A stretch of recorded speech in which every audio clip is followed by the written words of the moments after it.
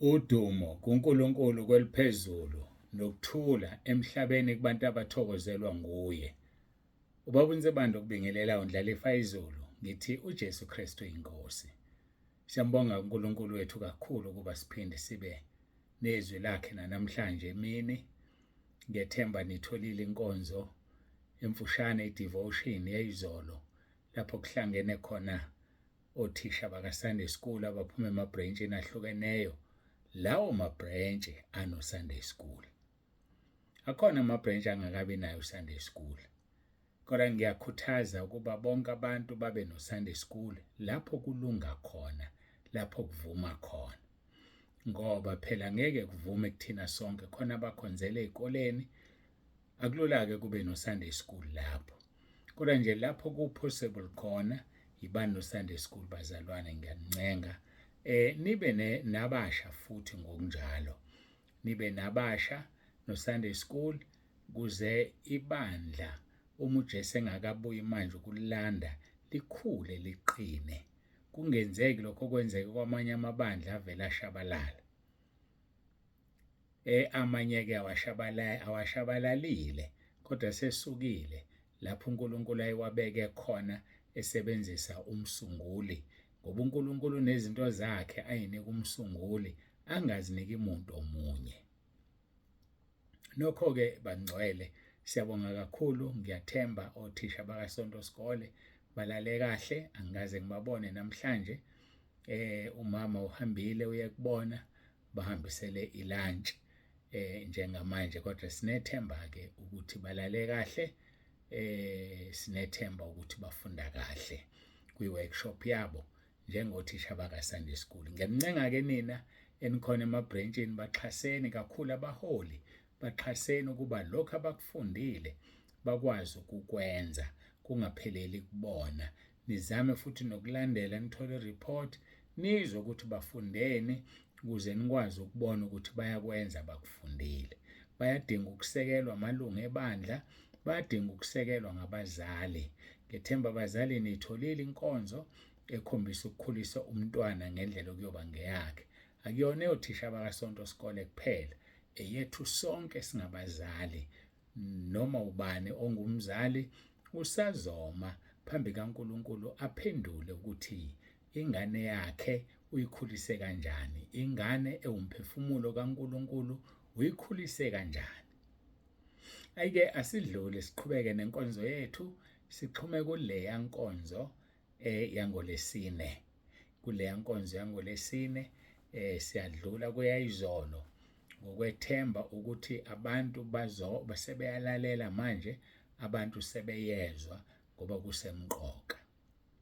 Nokho-ke okusalile izolo ekungalalelini kwabantu, abantu abakafuni ukuyeka ukubhala ama-initials uma befaka imali. Uma ufaka imali bhala ama-initials akho, ungayeki. Uxolo bhala igama lakho liphelele, hhayi ubhala ama-initials. Ngiyaxolisa ukuthi khona okunye ukuphambili esengikucabanga. Siyacela abantu babhale amagama abo kwislip uma ufaka imali. Ungalibhali igama likaBaba uNzibande, ungalibhali igama elithi tithe. Cha, ungabhali lutho wena, bhale lakho kuphela. ElikaBaba uNzibande liyayivelela, wena bhala igama lakho. Ilokho kuhle okuzongisiza ukuthi wena usheshe uthole umkhuleko wakho. Ngoba uma ungakwenzi lokho, abanye babhala ama-cellphone numbers, angazi bawuthathe phi lo mkhuba. Bhala i-cellphone number, i-cellphone number yilona igama lakho. Ngiyacela-ke sibambisane kuzosisiza lokho. Ngiyacela-ke sikhuleke siqale inkonzo yethu. uJesu Kristu uyinkosi.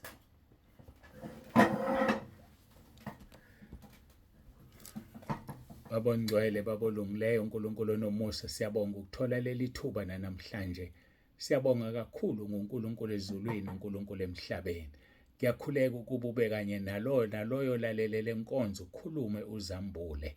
Ngikhulekela nothisha baka-Sunday School bakanye nabo Nkosi kule workshop abakuyona, ubabusise ubaqinise, bakhulise izingane ngendlela efanele, bazondle ngezwi nangokuyala kwakho Nkosi. Sikhulekela abaletha abantu. Siyabonga kakhulu uNkulunkulu wami onomusa. Siyabakhulekela abaphumayo kuba bangaphumi ngaphandle uma Nkosi bengalidalelwa izulu bangaphuma bakhululeke. Kodwa laba abadalelwa izulu ngiyakhuleka Nkosi bangaphuma sebephumile babuye ngoba izwi lakho licacile ukuthi khona abadalelwa inkazimulo yakho. Siyakubonga Nkosi wena owambula imfihlakalo. Siyakubonga Nkulunkulu wethu kakhulu. Udumo lungolwakho lukufanele. Sikhulekela nenkonzo yakusasa eKidsdrift. Ngiyacela ukuthi ube phakathi kwethu kuyona usigcine usilondoloze bonke abayakhona. Sicela ubukhona bakho ngoba ngaphandle kobukhona bakho ngeke senze lutho. Ngeke futhi sinyakaze sizolinda wena uze ube khona. Siyabonga ke Nkulunkulu wethu uJesu Kristu inkosi. Ungumabizo asabele. Ushilo kuMathewu 18:20 wathi uma babili noma bathathu behlangene egameni lakho wena ukhona. Namanje ke sihlangene kulo leli gama sithi uJesu Kristu inkosi. Lokho kwenza ukuthi bese uba khona. Siyabonga. Siyabonga Moya Ngcwele. Siyabonga uNkulunkulu nomusa. Siyabonga Jesu Kristu waseNazaretha. Nguwena izolo, nguwe namhla, uwena ngunaphakade. uJesu Kristu inkosi. Amen. Siyambonga uNkulunkulu wethu kakhulu, siyamdumisa. Siyambonga uNkulunkulu, siyambonga. Ngiyacela ke sifunde izwi lethu esilitholayo lapha ngokaJohn chapter 17 verse 20 no 21 kuyisekelo senkonzo yethu. Angiceleli laba bodwa kepha nalabo abakholwa yimi ngezwi labo kuba bonke babe munye. uJesu uyasikhulekela ukuthi sibe munye bazalwane. Njengalokhu wena babukimi nami ngikuwe kuba nabo babe kuthina kuzizwe elikholwe ukuthi wena ungithumile. Sesizoya kwabaseThesalonika besibili chapter 2 sofunda uverse 5 kuya ku8. Anikhumbuli yini ukuthi ngisekhona kini nganitshela lokho na?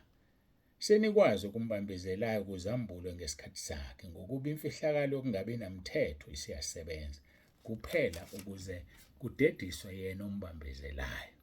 Lapho ke uzokwambula lo ongenamthetho yakumqeda inkosi uJesu Kristu ngomoya womlomo wayo imchithe ngokubonakala kokufika kwayo. Silapho la sikhona ukuthi inkosi uJesu izomchitha ngokufika kwakhe uJesu esefica umphiko uKristu emhlabeni esebuthola ongenamthetho. Kodwa ongenamthetho ke usabambezelekile ubanjezelo ubani? Ngoba uyasebenza emfihlakalweni kodwa akasebenzi openly, akasebenzi ngokucacileyo ngoba uvinjiwe. Sikhulumile ngohulumeni sathola ukuthi umphiko uKristu noma ongenamthetho uzobusa esebenzisa uhulumeni. Kuhambe kufike la inkosi uJesu mayisimchithile bisiyabadla uhulumeni.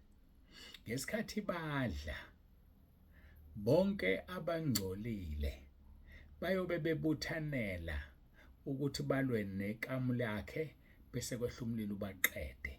Kuyosala abalungile nabangcwele kuphela. Ngesikhathi sibusa iminyaka e1000 sesibuka ke umoya ongcwele sesitholile amavesi maningi endlela emangalisayo acacisa ukuthi umoya ongcwele uzobe khona nangesikhathi sosizo olukhulu olubizwa ukuthi tribulation. Baningi abantu abazosindiswa ngaleso sikhathi ngenxa kamoya ongcwele. Kakhulu ngokuthi abaqwashisa athi bangamukeli u666 bese beyabulawa. Abaphamandla ukuthi bangamphiki uJesu babulawe ukuze bavuke ngesikhathi ibandla lehla lizobusa nenkosi uJesu bese beyavuka. Kube ukuvuka kokuqala kubuswe iminyaka e1000. So umoya ongcwele is here to stay. Maningi kamavesi ngibukile ukuthi mangiqhubeka nawo kuzoba umsebenzi omkhulu nomude ngendlela emangalisayo. Kodwa ngingathanda ukubuka uZakhariya chapter 12.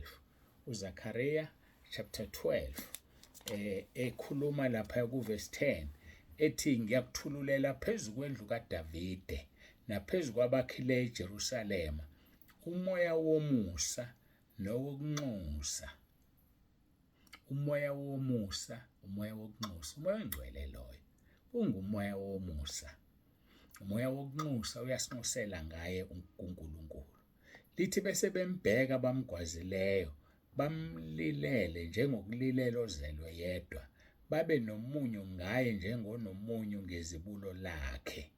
Qhubekeke wena uzofike kuvesi 13 yabalwa imindeni bayabalwa bonke kodwa umoya ongcwele ozobe sebenza lo msebenzi ngoba uzobe ethululiwe engumoya womusa enzela labo ifavor kaNkulunkulu abafanelekile.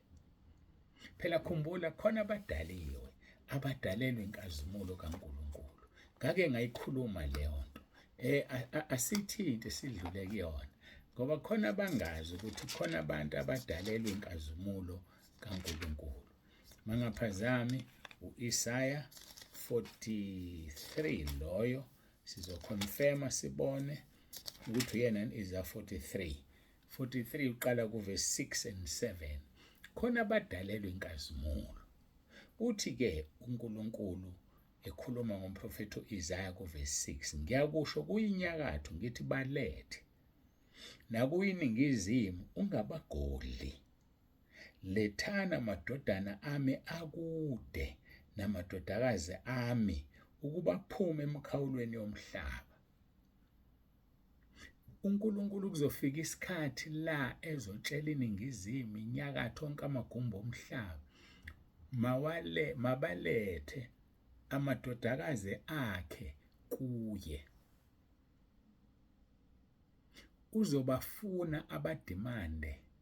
Uyabona ukuthi inyakatho iyaphila, ningizimu, impumalanga nentshonalanga, lezi zindawo ziyaphila. Ngake ngasho ngathi uNkulunkulu akayidala into efile.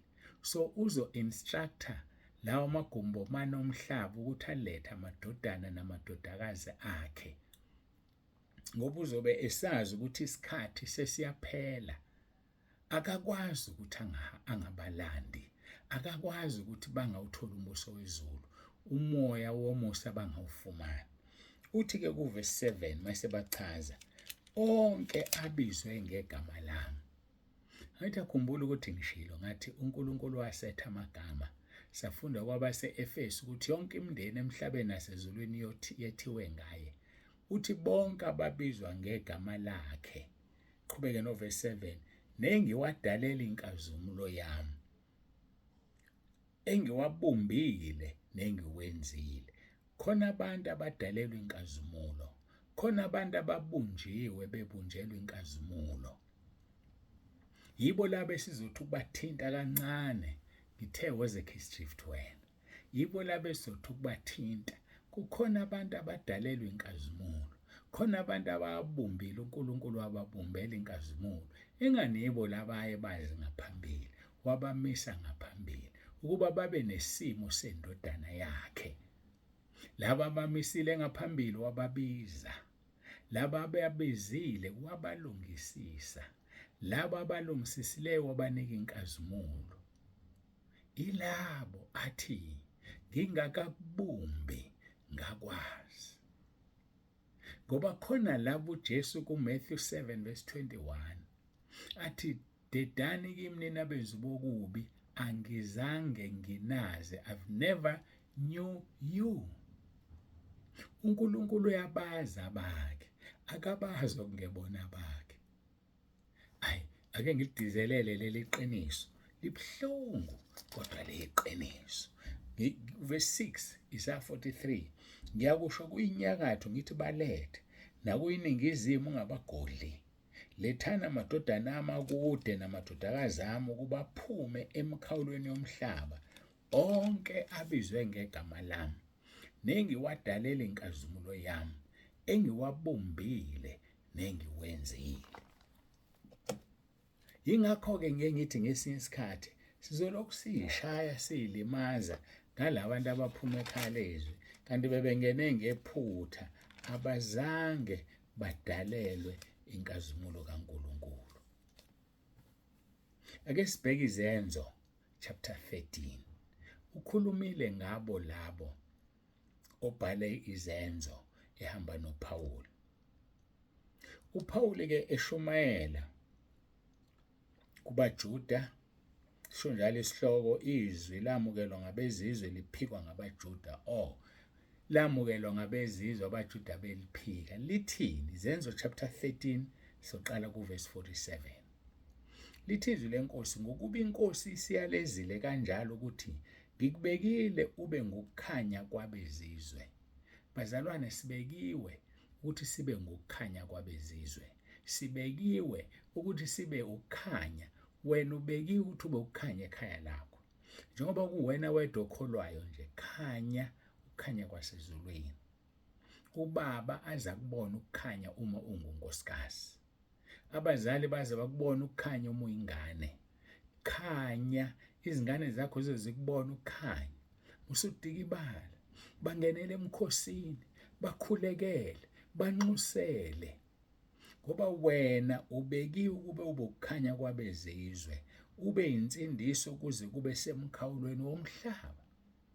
Ingakho kufanele sikhanye emsebenzini. Ingakho kufanele sikhanye ezimotweni esihamba ngazo kuma public transport. Ingakho kufanele sikhanye emabhasini esiwagibelayo. Ingakho kufanele sikhanye komakhelwane. Sikhanye emhlanganweni esibizwa kuyona yomphakathi. Uma uphendula wena kuzwakala ukuthi kuphendula umntwana kaNkulunkulu. Ngaphambi kokuba ukhulume usho phakathi emhlanganweni uthi uJesu Kristu uyinkosi. Uyamema ukuthi abe kanye nawe ukhulume emhlanganweni. Usuyalibeka udaba lwakho lusinde, luqine, kuzwakala ukuthi akukhulumi wena. Ukhona ophila kuwo okhulumayo. Uthi mawuqeda uthi uJesu Kristu uyinkosi. Asha amadimoni emhlanganweni. Khanya, ukubekile uNkulunkulu wena ukuthi ube ngukukhanya. Uthi kuverse 8, uxolo, uverse 48 wabase wezenzo 13. Kwathi abezizwe bekuzwa lokho, bathokoza, balidumisa izwi lenkosi, bakholwa bonke ababemiselwe ukuphila okuphakade. Nanti leli igama elingithintayo. Bakholwa bonke ababemiselwe ukuphila okuphakade. Izwi lenkosi lahanjiswa kulo lonke izwe. Bakholwa bonke ababemiselwe. Bamiswa nini? Bamiswa nini? Angithi siyakuthola lokho laphaya kwabaseRoma ukuthi bamiswa nini. Bamiswa nini bemisela ukuphila okuphakade? Vula kanye nami abaseRoma uchapter 8 siqale kuverse 9. Ngokuba laba ibazi ngaphambili wabamisa ngaphambili. Ingaphambili nini? Before the foundations of the earth, ungakasekela umhlaba. Labo ayebazi ngaphambili wabamisa ngaphambili bafane nesimo sendodana yakhe ukuze yona ibe izibulo phakathi kwabazalwana abaningi. Angifuni ukugxila la ngoba elinye lamavesi engizolithinta ngokugcinwa inkosi eKeysdrift. Verse 30, labo abamisile ngaphambili ubabizile futhi. Laba ababizile ubalungisisile. Laba abalungisisile ubaphila inkazimulo. Ibaphi laba na? Laba esibathola kwizenzo 13 verse 48. Kwathi abezizwe bekuzwa lokho bathokoza, balidumisa izwi lenkosi, bakholwa bonke ababemiselwe ukuphila okuphakade. Iqiniso elibuhlungu leli. Bakholwa bonke ababemiselwe ukuphila okuphakade. Ngoba kwabaseThesalonika besibili uchapter 3 uverse 2 uthi nokuba sikhululwe kubantu abadukileyo nababi ngokuba ukukholwa akusikho kwabantu bonke. Hayi singakhothisani bazalwane. Ukukholwa akusikhona kwabantu bonke. Yikho uJesu ethi mayesebuya elanda ibandla bayoba babili embhedeni athatha oyedwa omunye asale. Bayoba babili ensimini athatha omunye asale. Ikusho ukuthini lokho? Kusho ukuthi noma abantu bangaba bobabili embhedeni beshadile kungenzeka athathe omunye asale. Besebenza ensimini kuthatha omunye ashiye. Yazi sicabanga kakhulu ngensimu la kutshalwe khona.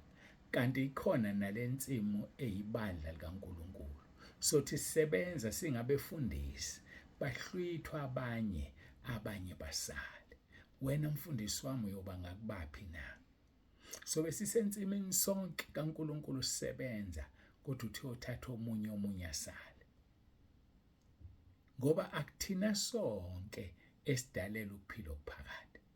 Ukukhombisile lokhu uJesu ngoJudas Iscariot, embiza kanye nabanye abafundi, emthuma kanye nabo, bekhipha amademoni, bekhulekela abantu basinde, beshumayela umbuso kaNkulunkulu. Kodwa wayazi ukuthi uJuda uyena ozomkhaphela. So sizosebenza sonke ensimini, kodwa uyothatha omunye ashiwe. So bakhona sonke endlini, kodwa kuyothatha omunye ashiya. Ngisakhuluma ngendlu ekhaya, sengikhuluma ngendlu kaNkulunkulu, isonto, ibandla. So besisebandleni sikhonza, khona bazothathwa, khona bazosala. Wena-ke ungena kubaphi? Kwabasalayo noma uyohlwithwa nebandla? Ungakhohlwa, kukhona ababumbile, wababumbela inkazimulo yakhe. Khona abadalile, wabadalela inkazimulo yakhe. Kukhona abamiselwe ukuphila okuphakade. Yibo laba abamisa ngaphambili, ngoba wayebazi ngaphambili. Lisho njalo izwi lenkosi kwabaseRoma chapter 8. Ngiyalithanda leli vesi, nawe lithande bese ukhala kuNkulunkulu, ngokuba laba ebazi ngaphambili wabamisa ngaphambili, bafane nesimo sendodana yakhe ukuze yona ibe izibulo. Lento le into eyenziwa kwelikamoya ngaphambi kokuba uNkulunkulu akubumbe. Njengoba esho kuJeremiah 1:5, ngingakakubumbi ngakwazi, ngakugcoba, ngakubeka umprofeti ezizweni, ungakaphumi esizalweni sikamama wakho. So kade asazi uNkulunkulu, but iproblem khona abangazange baziwe, ilaba abangabiziwe, ilaba abangabunjelwanga inkazimulo kaNkulunkulu. Ubungekhale njengoba ungenalo iqiniso wena, ukhale, umncenga uNkulunkulu, usondele kuye uthi, Nkosi, ngiyacela. Bakhala baseNinive, bazila ukudla, bamthela ngenyembezi. Sengisho kaningi athi uNkulunkulu uyayizonda inyembezi. Wajika eseqedile ngeNiniva ngenxa yezinyembezi. Ubungekhale wena na, umnxusa uNkulunkulu, umcela uNkulunkulu ukuthi noma ngabe ngakudalela izulu, kodwa uyakhala, uyacela, uyisole ngezono zakho. Mawungabhukhile ubhukhe, ngikunika usuku, uvume izono zakho mntakababa, ngoba ngeke ungene izono zakho ongayivumile. Hayi, ngeke mina ngikukhohlise, ngeke ungene ezulwini zingavunyiwe izono, ngoba izono ziyavunywa. Hayi, angiyibambe la, isikhathi sami sesibalekile. Siyambonga uNkulunkulu ngalezi inkonzo, engathi ungavuseleleka umoya wakho, uhlale unesiqiniseko sokuthi uyezulwini, ngoba wena ukuKristu Jesu. Uba kanjani kuKristu Jesu umuntu na? Uba kanjani kuKristu Jesu umuntu na? Ngizobuza kokugcina kwesithathu. Uba kanjani kuKristu Jesu umuntu na? Masigoqe sikhuleke. Baba wethu olungileyo, Baba ongcwele, uNkulunkulu onomusa, siyabonga usithanda kwakho ngendlela emangalisayo. Ngiyacela ubasize abantwana bakho balizwe izwi, balenze, ngoba isikhathi lesi sokukhonza ngobungcwele, ngoba sekuseduze ubuye. Siyabonga, dumo lonke lungo lwakho lukufanele. Ngiyabakhulekela abagulayo kulo mzuzu, ngicela ubaphilise. Yilona loyo ogulayo akabeke isandla sakhe lapho egula khona. Ngegama likaJesu ngithuma izwi lakho phezu kwalokho kufa manje. Bayaphiliswa. Ngibageza ngegazi lakho lapho begula khona. Ngithuma izwi lakho ngokweHubo 107:20. Ushilo wathi mawulithumela libakhulule emathuneni. Bayakhululwa, bayaphiliswa. Ngibagcoba amafutha ngumoya ongcwele. Sebephilile, siyabonga moya ongcwele. Siyabonga umoya kaNkulunkulu, umoya kaJesu.